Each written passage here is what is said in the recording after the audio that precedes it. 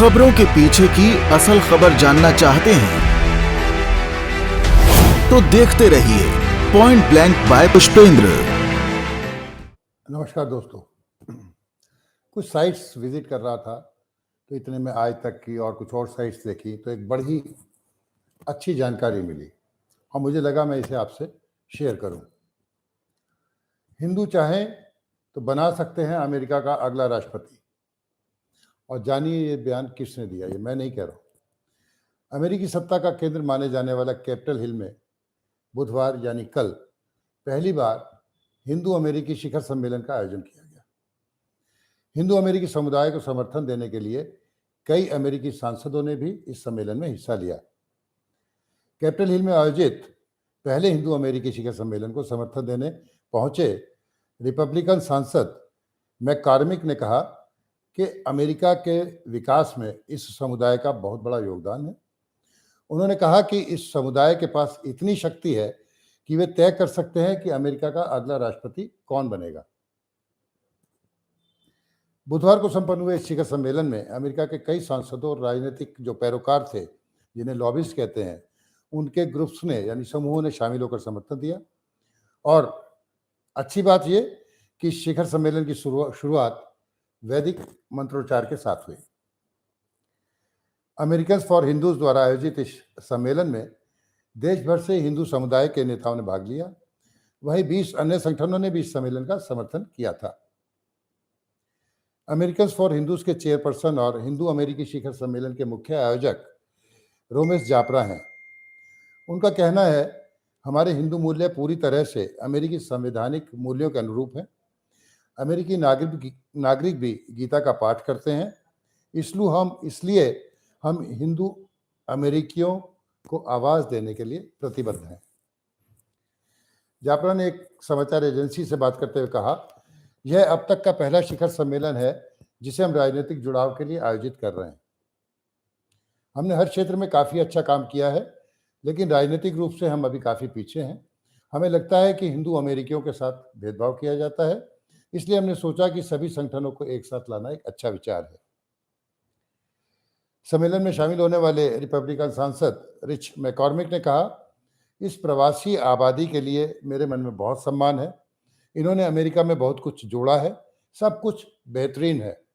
मैं इस बात को बार बार कहता हूं कि यह समुदाय अगर जागरूक हो जाता है और उन्हें यह एहसास हो जाता है कि उनके पास कितनी ताकत है, तो वो अमेरिका का अगला राष्ट्रपति तय कर सकते हैं। मैककॉर्मिक ने यह भी कहा कि आप भी ये बात समझते हैं कि मैं ये सिर्फ कह नहीं रहा हूं, आप जो हैं उसके पीछे एक वास्तविक शक्ति है। यदि आप अमेरिका के सबसे सफल डेमोग्राफिक को देखेंगे तो रिपब्लिकन यहूदी गठबंधन के बारे में जरूर सोचेंगे, जबकि हकीकत यह है कि सिर्फ 30% यहूदी रिपब्लिकन पार्टी को वोट देते हैं, लेकिन सभी रिपब्लिकन उम्मीदवार यहूदी गठबंधन के सामने अपनी बात चुनाव से पहले रखने जाते हैं। मैककॉर्मिक ने यह भी कहा कि ये जो रिपब्लिकन यहूदी गठबंधन उतना सफल नहीं है जितने आप हैं। इस बारे में सोचिए, एक बार जब आप राजनीतिक शक्ति दिखाते हैं तो उसका असर भी दिखने लगता है। जब आप नेता के तौर पर खुद को तैयार करते हैं और नेताओं से मुलाकात करते हैं तो आप देखेंगे कि आप वास्तव में कितने शक्तिशाली हैं। आप न केवल अपने समुदाय बल्कि अमेरिका के सभी समुदाय की भविष्य की पीढ़ियों को बनाने की क्षमता रखेंगे।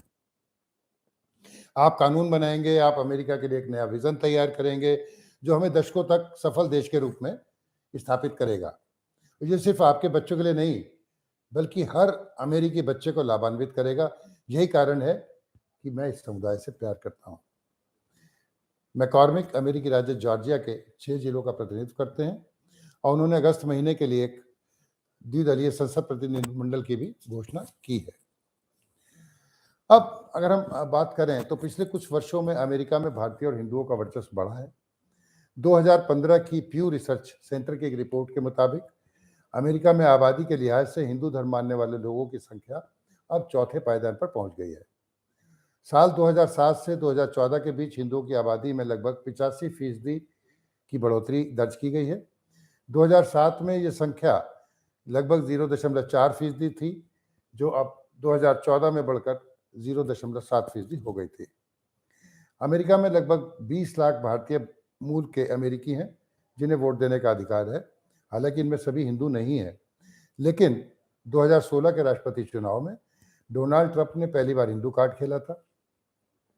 2016 में एक चुनावी रैली को संबोधित करते हुए ट्रंप ने भी कहा था कि हम हिंदू से प्यार करते हैं, हम भारत से प्यार करते हैं और मैं हिंदू धर्म और भारत का बहुत बड़ा फैन हूं, ये ट्रंप ने कहा था।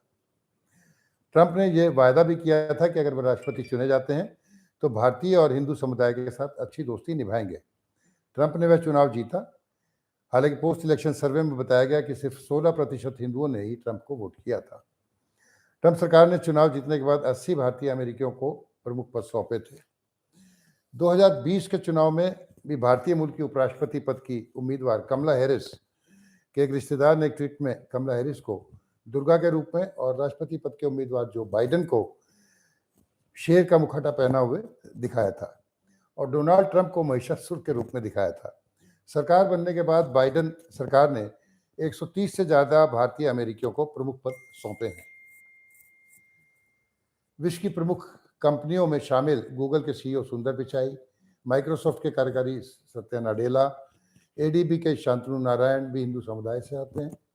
अमेरिकी संसद में भी हिंदुओं की अच्छी खासी संख्या है। राजा कृष्णमूर्ति, रो खन्ना, प्रमिला जयपाल हिंदू समुदाय से हैं और 3 प्रमुख हाउस पैनल का सदस्य भी इन्हें नियुक्त किया जाता है। आपको याद दिला दें कि प्रधानमंत्री नरेंद्र मोदी अगले सप्ताह के आने वाला 21 जून को 3 दिवसीय अमेरिकी दौरे पर जा रहे हैं। पीएम मोदी की यात्रा भारतीय अमेरिकी संबंधों के लिए बहुत अहम मानी जा रही है। अपने 3 दिवसीय दौरे के दौरान मोदी 21 जून की रात को वाशिंगटन पहुंचेंगे। यहाँ अमेरिकी राष्ट्रपति जो बाइडेन और उनकी पत्नी जिल बाइडेन उनके साथ डिनर करेंगे। यह डिनर बेहद निजी होगा और प्रधानमंत्री नरेंद्र मोदी ही ऐसे प्रधानमंत्री हैं जो कांग्रेस के संयुक्त अधिवेशन को दूसरी बार संबोधित करने जा रहे हैं। इस बीच हमारे विदेश मंत्री एस जयशंकर और उनके विदेश मंत्री, हमारे रक्षा मंत्री, उनके रक्षा मंत्री, हमारे एनएसए और उनके काउंटर पार्ट जो एनएसए हैं, उनके बीच जो बातें हो रही हैं वे बेहद सुखद हैं। अमेरिकी और भारतीय रिश्तों में प्रगाढ़ता बढ़ रही है और जो सैन्य समझौते होने जा रहे हैं वो शायद बहुत अहम होंगे और थोड़े ही समय में शायद भारत जेट विमान अपने यहाँ बनाने लगेगा। मिलेंगे अगली वीडियो में, तब तक के लिए नमस्कार। पर एक रिक्वेस्ट, अगर आपने अभी तक इस चैनल को सब्सक्राइब नहीं किया तो कृपया सब्सक्राइब करें, इसे अपने मित्रों से साझा करें और अपना बेल नोटिफिकेशन दबाएं ताकि आपको सारे नोटिफिकेशंस मिल सकें। हो सके तो फीडबैक भी जरूर दीजिएगा। धन्यवाद, नमस्कार। खबरों के अंदर की खबर, ना काहू से दोस्ती, ना काहू से बैर। सुर्खियों का मतलब क्या है? खबरों के पीछे की असल खबर जानना चाहते हैं तो देखते रहिए पॉइंट ब्लैंक बाय पुष्पेंद्र। क्या सही क्या गलत, फैसला होगा आपका।